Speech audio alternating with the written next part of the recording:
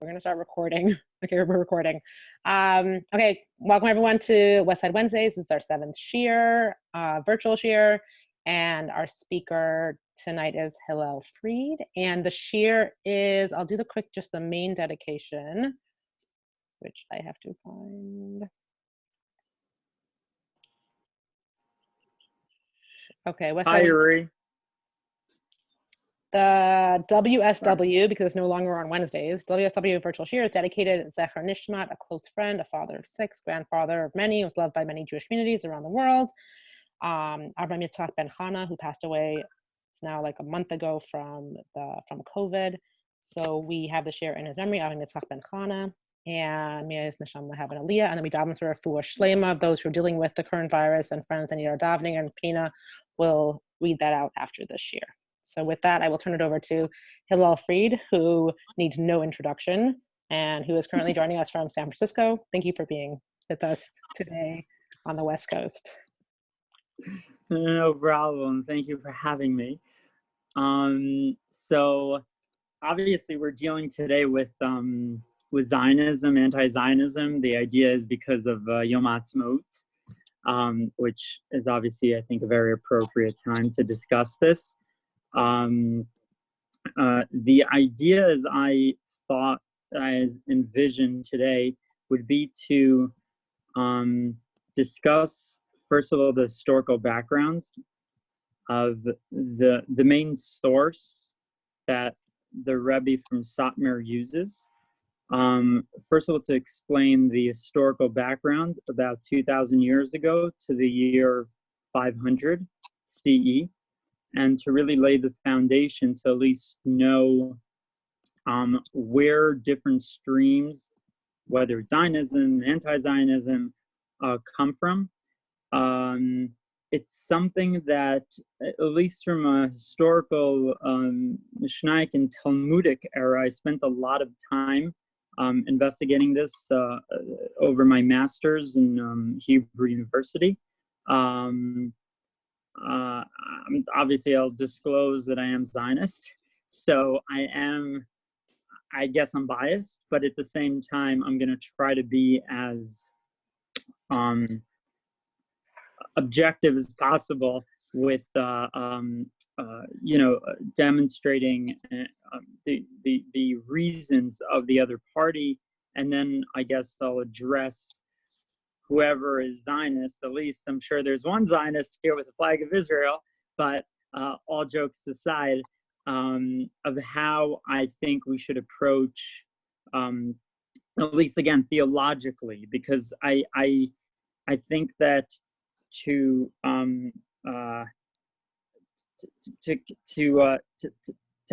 it's very important to argue against, if you want to, against Satmar, for instance, especially when you see them anti-Zionist demonstrations that happen often in New York City, for instance.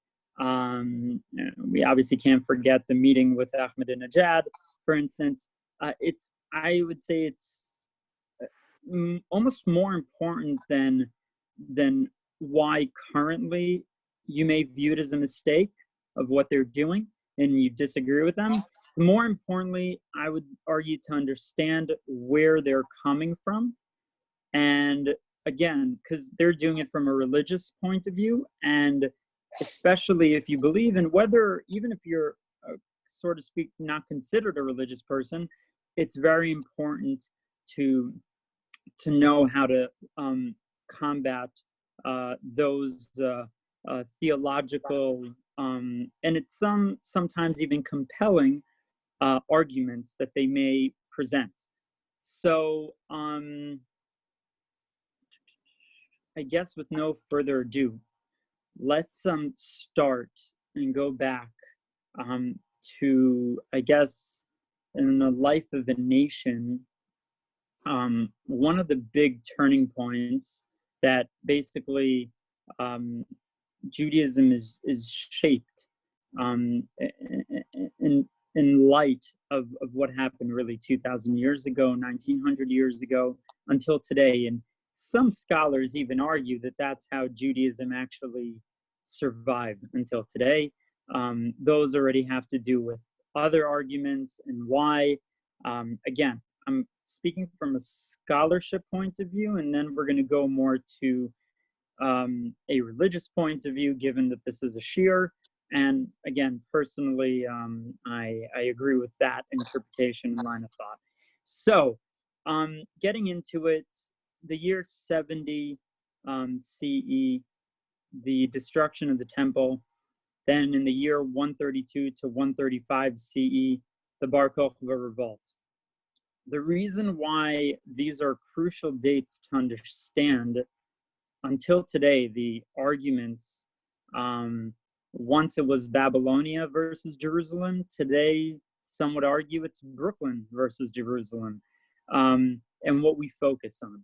So it was such a crisis in Judaism, not having a temple, and needing to know how to adapt to that type of life without sacrifices, and at the same time also basically needing to continue Torah and seeing what can be done and how we can keep the Torah to still go on in generations without a temple. We also know about the Torah Shebaal Peh, that at that time was still oral. And how do we basically shape Judaism in so to speak a new era with unprecedented catastrophe as it happened in that period? Because we know, even though the destruction of the first temple was a huge catastrophe, the temple was rebuilt. The third temple still wasn't rebuilt. And that's one of the key fundamentals of what brought upon this crisis.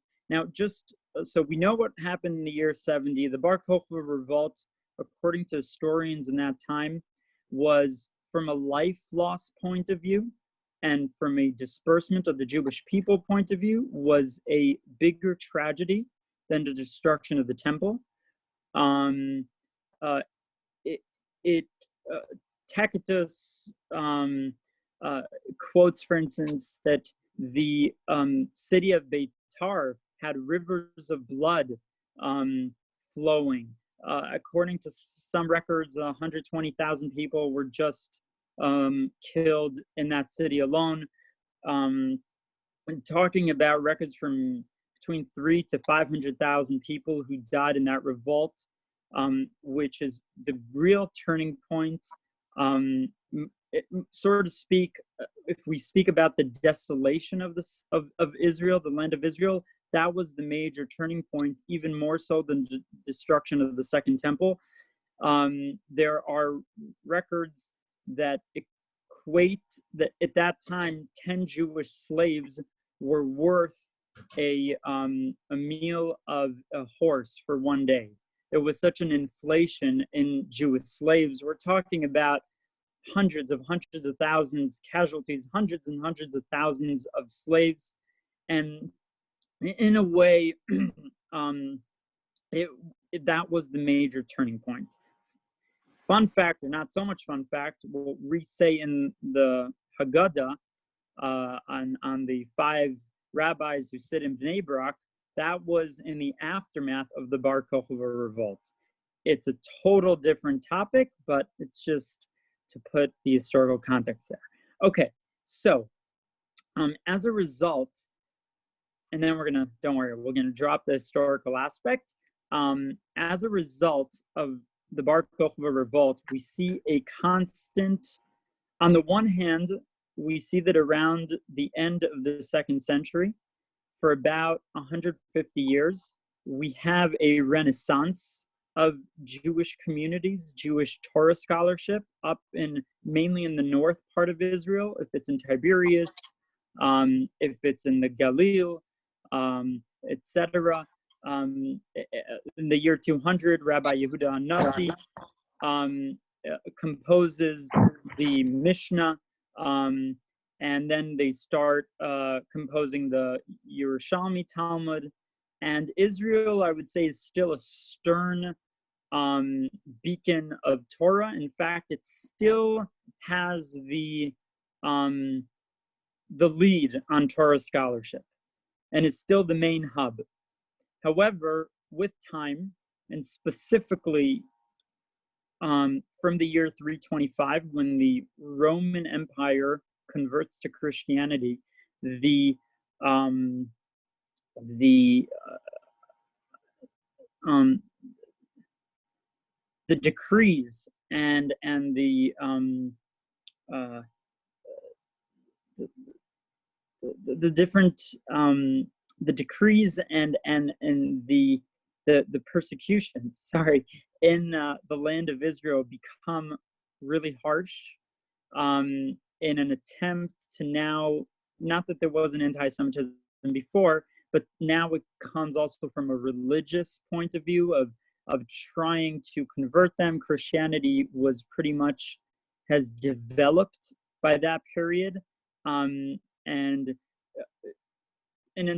throughout the Middle Ages, theologically, the Jew was supposed to be put down, humiliated. That was in fact a religious um, uh, obligation, um, and and basically in the year 365, just 40 years later, Hillel II composed and signed the Yerushalmi Talmud, and this is the opening of to start where we stand until today, because this shaped Judaism and the type of Judaism that we practice. So at the same time, we already have the Babylonian exile. We know the Babylonian exile was already in the year 568, I think, BCE. That was the destruction of the first temple. We know that Jews stayed in Babylonia, in Persia. We have the Megillat Esther. What was that? Those were Jews. Well, technically, that was before Jews started returning back to the land of Israel, but plenty of Jews stayed in exile and diaspora. And a lot of that is tradition. We don't exactly know what happened in the next 500 years in Babylonia, but we do know that from around the 1st century BCE, and it just amplified and strengthened itself, they were Jews, more and more Jews moved to Babylonia because it wasn't under Christian rule, and the Torah centrality of Torah life, of yeshiva life, of rabbis who keep on evolving and interpreting Judaism, was gradually passed to Babylonia. And what we see is a rivalry, and this is the key point. There becomes a rivalry, and a ton of scholarship was written on this. There's also the Lubavitcher Rebbe, if I'm not mistaken, also from a Hasidic point of view, wrote a lot about this.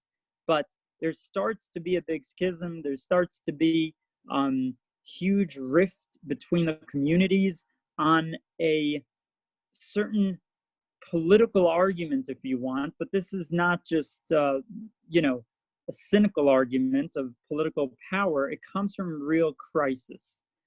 When a lot of Jews genuinely believe that Torah can't continue in the land of Israel. I mean, the fact is that the Yerushalmi Talmud was hastily concluded in the year 365, 364, and we know that the Babylonian Talmud was concluded only 200 years later, meaning they had much more interpretation. Whenever you hear a rabbi or usually people speaking and quoting the Talmud, it's always the Babylonian Talmud, which is more extensive, easier to learn because there's more interpretation, it's longer, there's more of a discourse there, and it's much more elaborate. And the reason is because gradually we see that the center force and a lot of Jews who decided to leave Israel because of terrible persecution that just became worse and worse throughout Christian rule in Israel, pretty much until the Islam came. And so we definitely could see why in Babylonia the power increases. However, it wasn't just a rational thing. You have to, if you want, you need to justify wherever you stand from a theological point of view. You can't just, I mean, you can do whatever you want, but definitely people in those generations, it wouldn't be wholesome enough if every center in Israel and then Babylonia, and with the time they were also, Israel was never completely desolate, so there were constantly arguments on who needs to be the leader from a Torah scholarship, and you can't really do it without theological backing. So we obviously could understand why Israel has very strong theological backing. I mean, it's chosen land. It says it countless times in the Torah. There are plenty of quotes. Whoever is buried in the land of Israel, these are quotes from the Mishnah, from the Talmud. These are already from the Mishnah. Whoever, and a lot of this is the reason why the rabbis increasingly spoke about the merits of Israel is because they were under threat of losing the centrality of Israel in favor of Babylonia, who focused more on Torah scholarship. The people who were, if you want, advocates for Israel were people that highlighted the tremendous mitzvah of living in Israel, residing there, and learning there, as opposed to Babylonia, who basically claimed that what's important now, we can't be in land of Israel. Land of Israel is very holy, but we can't because of what's going on. And Torah scholarship should now be the compass. That should be what guides us as Jewish people. And that's where, if you want, Torah scholarship slowly became more than the land of Israel, way more central to a certain extent until today. Now, that was all an exposition. I went a bit longer than I thought, but just a few quotes of rabbis in the Mishnah and the Talmud. Hello. Perfect segue into second Zoom. Check the chat and I'll also WhatsApp it to you, okay? Everyone, please go to the second Zoom. Thank you. It's just commercial break.